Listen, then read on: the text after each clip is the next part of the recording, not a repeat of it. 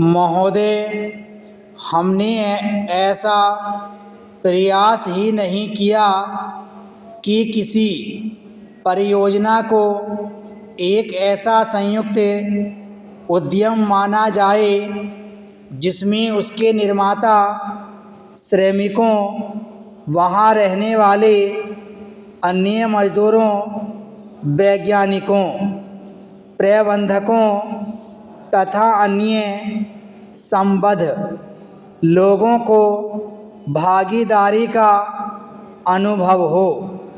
हमने समस्याओं को पुराने कोण से ही देखा है और लोगों को अलग अलग खानों में बांट दिया है। इसलिए ये झूठे विभाजन समाप्त होने चाहिए।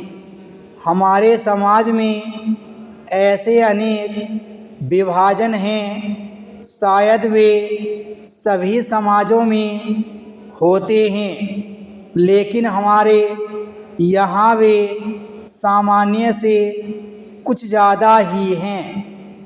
ये धर्म के आधार पर, जातियों के आधार पर, भाषा और क्षेत्र के आधार पर पाए जाते हैं। एक व्यक्ति और एक वर्ग को दूसरों से अलग करने वाली अनेक तरह की दीवारें हैं और इन सब विभाजनों से हमारा राष्ट्र कमज़ोर हुआ है। स्वतंत्रता आंदोलन के दौरान इन विभाजनों का इस्तेमाल हमारी एकता को तोड़ने के लिए किया जाता था। आज भी इन्हें उन लोगों को कमज़ोर बनाने के लिए काम में लाया जाता है जो एक होकर खड़े होना चाहते हैं, जो भिन्न भिन्न जातियों और धर्मों के होते हुए भी एक ही उद्देश्य से प्रेरित हैं।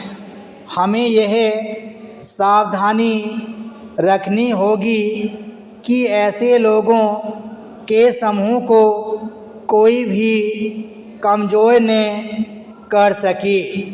हमें ऐसे वर्गों का और विस्तार करने की कोशिश करनी चाहिए जिससे उनके अंतर्गत हमारे और भी अधिक ऐसे लोग आते जाएं जो एक विशेष उद्देश्य को पूरा करने के लिए कृत संकल्प हों, क्योंकि यही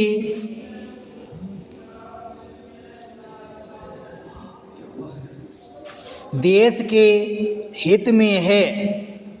इसी से देश मजबूत बनेगा।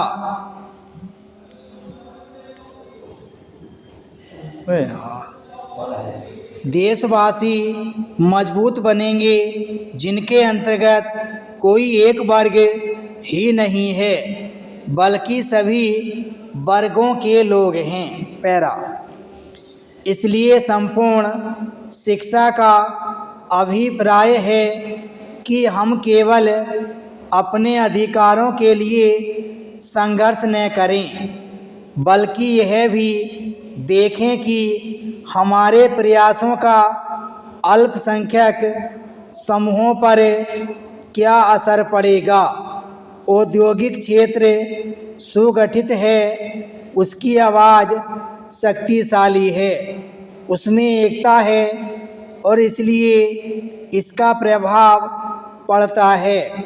लेकिन हमारे देश में बहुत से ऐसे वर्ग हैं जिनकी आवश्यकताएं अन्य वर्गों से कहीं ज़्यादा महत्व की हैं, परंतु उनमें एकता नहीं है।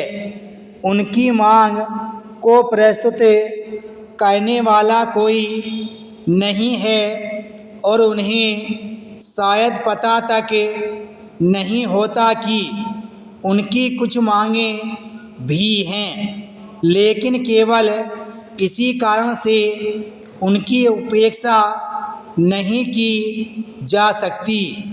हम यह नहीं कह सकते कि उनकी कोई मांगें नहीं हैं।